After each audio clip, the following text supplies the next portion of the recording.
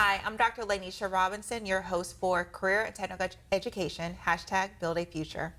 Working in St. Lucie Public Schools with Career and Technical Education, CTE, we want to show what our teachers and students are doing in the classroom to close the skills gap in multiple fields. The students in these programs are earning entry certifications, which create more opportunities and options for all students at their high school graduation. In this upcoming episode, you will meet Mrs. Marianna Lewis from St. Lucie West Centennial High School and learn more about the Game, Simulation, Animation, Visual Design program. Hi, welcome. Please go ahead and introduce yourself. Hi, I'm Marianna Lewis, and I am a teacher at Centennial High School, and I have been teaching for 30 years now, and just still loving it. Nice, nice. So, Ms. Lewis, so please explain the Game, Simulation, Animation, Visual Design program that you all have at St. Lucie West Centennial High School.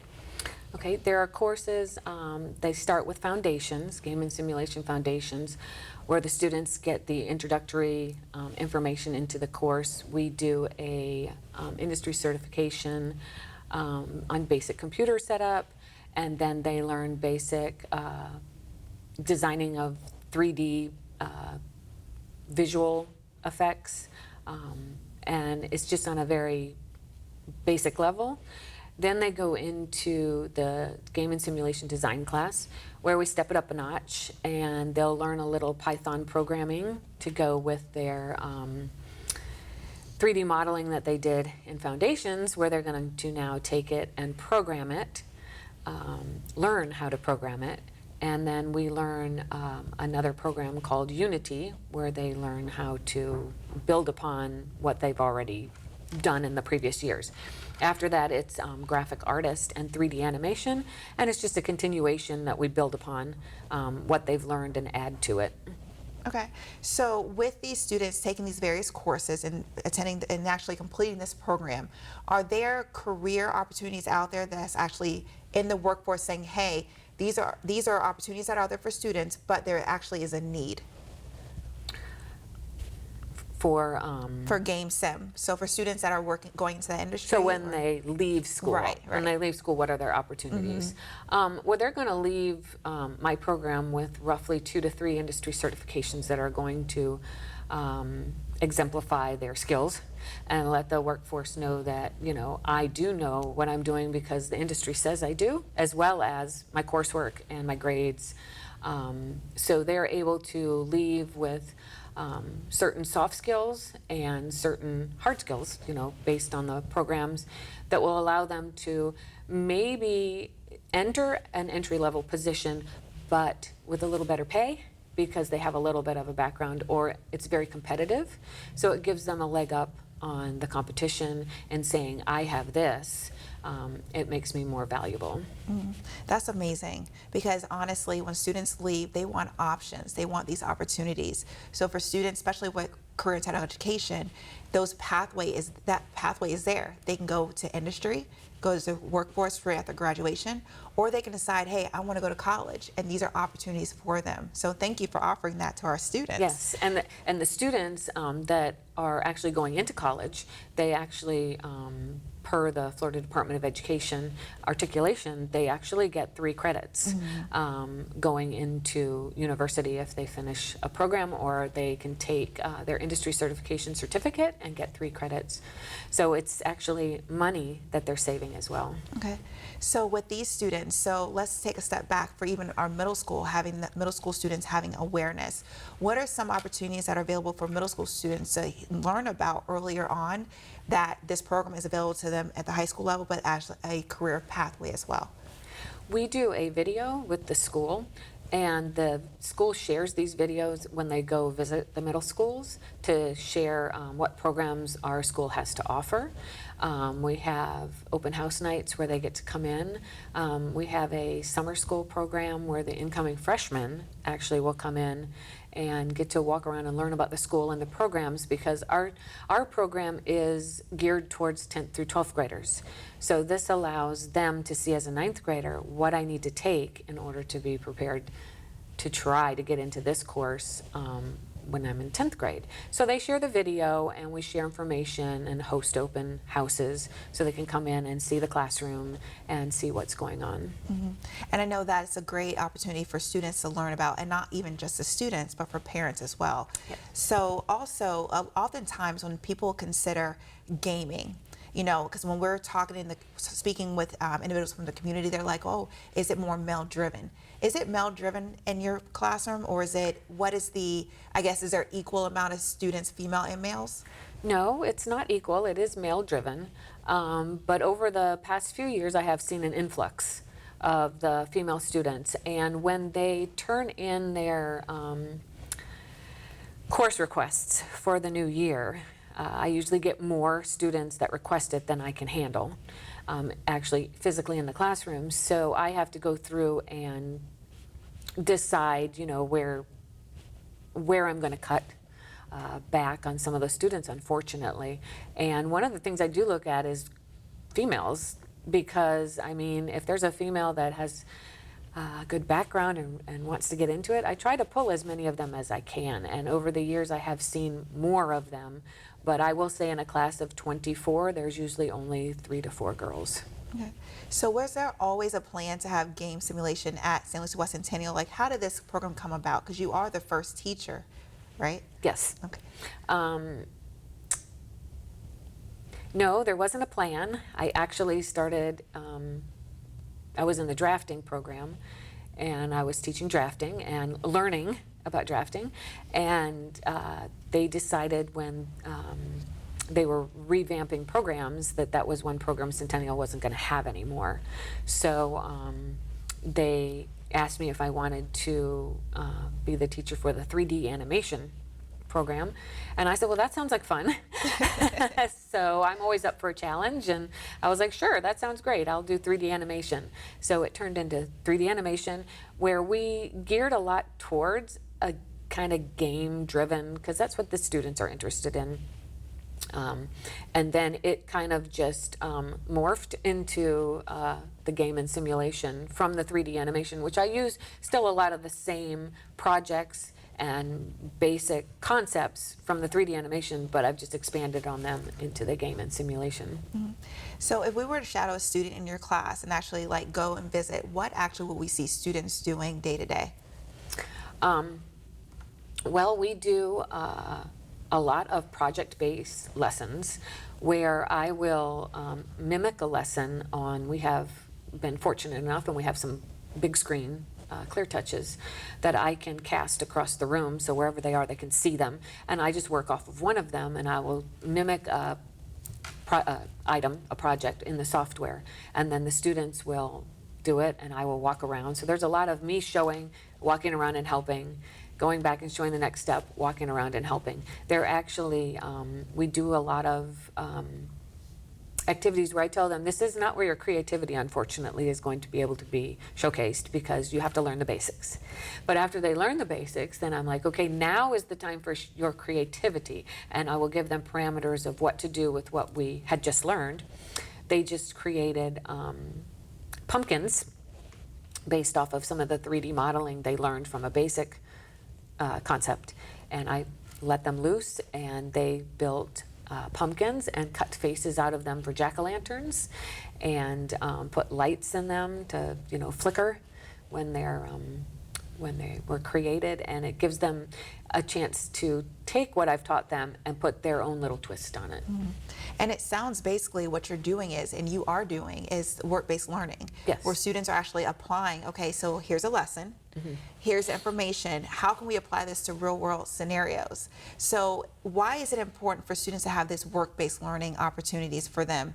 And even bring it in, for example, like speakers or virtually conversations, why is that important? Well, I think it's most important for the game and simulation program, because the majority of students that come into the program are automatically assuming, oh, we're going to play video games. We just get to play video games all day, right? Mm-hmm. And I'm like, no, there's a lot more that goes into it than that, so they get to see the behind the scenes. We have had speakers from Universal Studios. I'm fortunate enough to have a very good friend that works there, and he has shared a lot of virtual reality and augmented reality items from Universal to share with my students. We bring in the Army bus, and they have a gaming program actually with the Army, which the kids, like to see that. Full Sail Academy, they bring their bus in and we learn about their programs. So it's nice for them to see that the game and simulation program isn't, I'm going to play video games. It's what goes into getting to that point. And I kind of try to let them know they're doing every part of the job. When they go into the real world, they may just be the animator, they may just be the programmer, but they're going to learn every part of it when they're with me, so they know which part interests them the most. Which is actually a good point that you just made, because are your students also being able to, like, for example, because with your program, it's close to the career cluster for information technology, ITS, right? So are your students are able to work maybe on campus as well with other teachers or other departments, or even the clerks up front on any basic tools, or putting together like the laptops, anything like that, are fixing a problem? No, they don't really get an opportunity to do that too much, just because of all the stringent requirements from our IT department. And it's not something that we have really broached. They're not really learning hardware, shall we say. They're learning more software, and they're doing a little bit of programming, but they're not, I'm sure, because they surprise me every day, I'm sure over half of them could probably take apart a computer and put it back together better than most, but it's not something that we spend time on. And I'm glad you're making that clear, because sometimes you hear students say, oh yeah, I came in here because I want to take things apart. So thank you for explaining that, because we want to make sure that's clear for our students. So why is it meaningful for our students, and also the benefits of getting this experience, and be able to, could they take their information and apply it at the next level, whether it's college or career? Yes, I've had several students that I've run into actually after they've graduated, and they are always very grateful that they have a leg up, is what they say. They don't feel so lost when they get into that college classroom and they're learning the software. They feel like they have some knowledge, and it gives them that little bit of confidence, because when they start college, a lot of them are very nervous, apprehensive, and their confidence isn't quite there yet, and they get in there and that makes them feel very confident, and they've actually helped some of the teachers, with other students, because they're like, how did you learn this already? And they said, well, I learned it in high school. And most of the time those college professors are pretty floored that they learned all of that in high school. But I know with IRSC, our program was actually in place before their program, and they actually came and visited Centennial before they put their program into effect at IRSC. So we, a lot of the stuff we're doing in my classroom, they will continue at IRSC because they know that's what we're doing at the high school. Wow. So what updates have you made to basically have it to where your students are actually using industry equipment or industry graded equipment? What are you planning on doing, any updates, and what also do you have in your classroom right now? We have been fortunate enough to have a lot of technology in the classroom. Through the industry certifications, it gives us the funding from the state to buy a lot of stuff that will make the classroom a lot more like what they're going to sit at in the industry. We have computer stations for each student that are Alienware. The desktops are a lot, how do you say, beefier than most laptops. They have, or desktops, they have better graphics cards. I try to get the best in the industry so that they're not working off antiquated equipment. So most of the equipment is all very up to date. So they each has a Alienware station in the classroom to use. And for the aesthetics, of course, everything is RGB and it rotates the colors because that is gaming. And that's what kids ooh and ah over when they walk in. You know, they like seeing all the colors because that means gaming. The students in the program as well get the opportunity, since we are a one-to-one school with laptops, I give them the opportunity to sign out an Alienware laptop for the program, so they can use that at home as well. And they always feel very special going into their other classrooms, because their laptop, of course, lights up and changes colors, and they stand out in a crowd, and all the kids are like, where did you get that laptop? I'm sure. So we are, I do try to keep up on technology and having the latest for them, so they are working on stuff that would be similar to what they would be working on after high school. So what plans do you have for growth of your program, whether it be for next year or even future years to come? Well, the nice thing about the program is it kind of grows on its own. The students, there's always a large amount of interest in it. Usually we have to turn kids away because there's just not enough. You can only have so many students in a classroom with one teacher.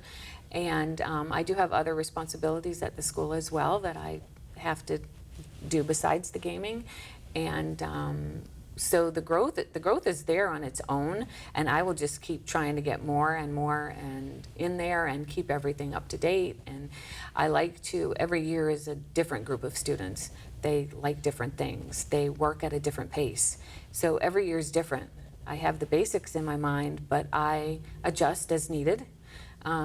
If they're a little slower with picking something up, or they're a little faster with picking something up. And I always tell the students, picking something up slow does not mean you can't do it. It just means it takes you a little bit more time, and you're going to be actually better at it because you're going to spend more time at it. So to successfully complete your program, how many courses exactly will a student need to take to be a successful completer? They have to take 3 courses. 3 courses, they will be a completer. And for the most part, even with taking the students in 10th grade, one of the courses they take that can go towards it is the course they take as a prerequisite their freshman year. Okay. So. All right, and then now earlier on you were mentioning energy certifications.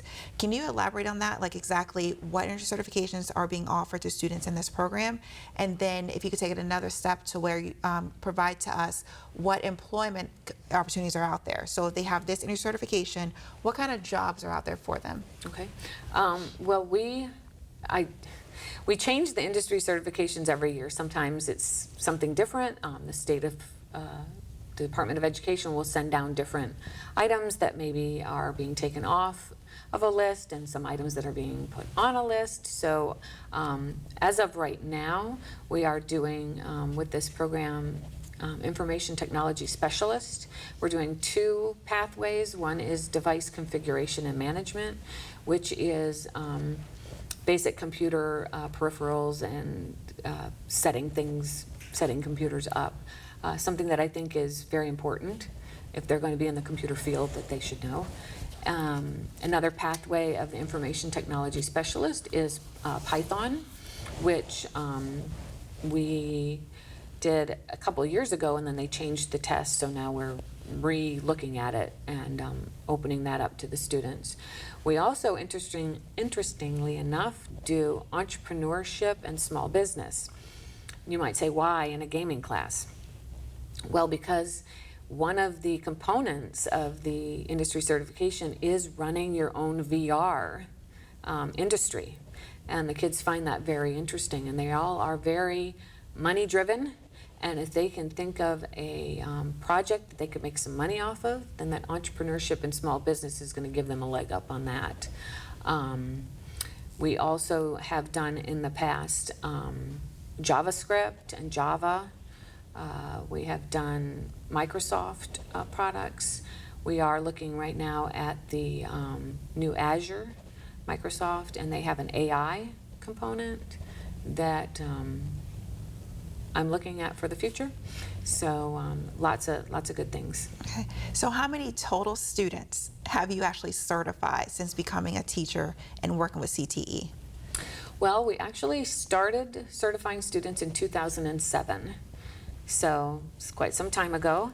And we started with just the basics, Adobe products and Microsoft. And since 2007, I have probably been responsible for helping almost 3,000 students get an industry certification. Wow, that is outstanding. Outstanding. Now, how many certifications do you personally have? Well, I'm not going to like over 25 at least, because whenever something new comes out, I want to know about it. I want to take that test. I want to see if that's good for my students. I want to see if it's something they can do. So and I like to keep mine up to date. So you have to retake them when new versions come out and be sure you're, up to date on it. We're very fortunate with the CTE being able to, as teachers, earn those industry certifications as well, because they are expensive. And we're allowed to take whichever ones we feel we need to take. And when we pass them, then we get to share them with our students. And that's pretty cool. Now, what's the salary range roughly for students who earn these certifications and they decide, hey, I either want to go right into the career force or go right into a career, or B, maybe I want to work while I'm also taking college courses. So what's the salary range for our students? Roughly about $45,000 is what's out there, but the students with the industry certifications and with the background will tend to make almost 50% more than somebody without it. And with these students, they're industry ready, right? Yes. Because one of the ways that you're also incorporating, as you had mentioned earlier on, is those soft skills, employability skills. So what are some things that you're doing in the classroom to make sure that your students are ready, regardless of which path that they have taken, that they will take? Well, they're learning how to be in class on time and be ready to work, not walking in late, not being unprepared, being organized. A big thing with the students is communication, teaching them how to look someone in the eye and talk to them, and I make them talk to me all the time. They are not allowed to have cell phones. They have to be put away because we're going to be talking to each other. We're not going to be texting or doing things on the phone because they do that in their personal life enough. Now they need to learn how to communicate. So we do that a lot, and like I said, the organization skills, the basic computer skills, it's kind of funny keeping their work area clean and being productive. So, are there any companies? I know you had mentioned earlier on a few companies that you have worked with. Are there any companies that's within our state of Florida or that are in demand that are actually seeking students to come and work for them? Well, I know that I've gotten some through email in the past where different agencies that might be coming to the area are looking for a certain thing. Universal, Disney, the ones the kids want to go ooh and ah over, and just any IT based. We were. Okay, so one of the important things that you had mentioned also is that your connection with industry, like you said with Universal, right? Now let's segue to our advisory board. Why is it important for us to be connected with our businesses? And give me an example of, because I know just last year that you're going to use again this year, where our advisory board is actually in connection with our students. So how are you planning on doing that again this year? Well, last year we did it virtually, which was kind of cool. The kids came into class and we put it up on the big screen, and we were in teams, and all of the industry partners were on there, and they shared bits and pieces of their industry, and the kids got to see that from the college level, from the workforce level, and they really enjoyed it. They were very involved, and we had the camera on the students so the industry could see the students as well. And I would love to do that again and expand upon it, because it gave them some very good information for what they can expect out there. And then also, as an educator, why is it important for our students to be in a career and technical education program and to be connected in a program such as yours? Well, I think the career and technical education it gives the students an opportunity, whether they're taking culinary, whether they're taking health occupations, whether they're taking game and simulation.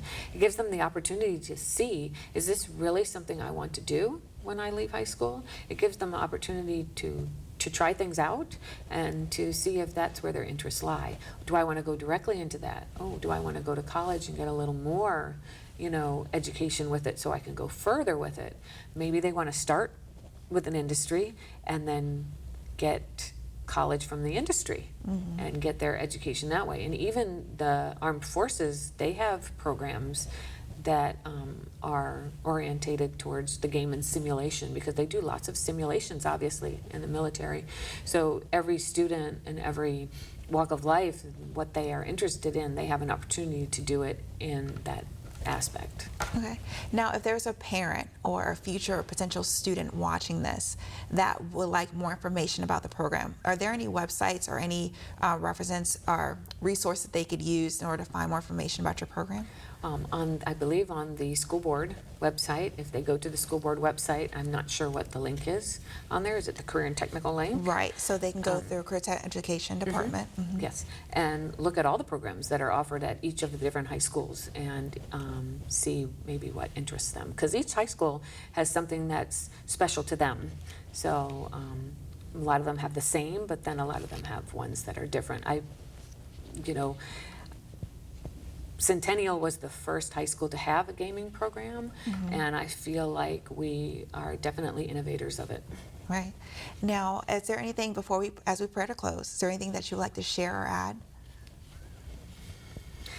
I don't think so. All I know is I'm an English teacher by trade, and I was lucky enough to fall into Career and Technical, and I've really enjoyed it. I've enjoyed the people I've worked with. The kids have great opportunities with it. I like what,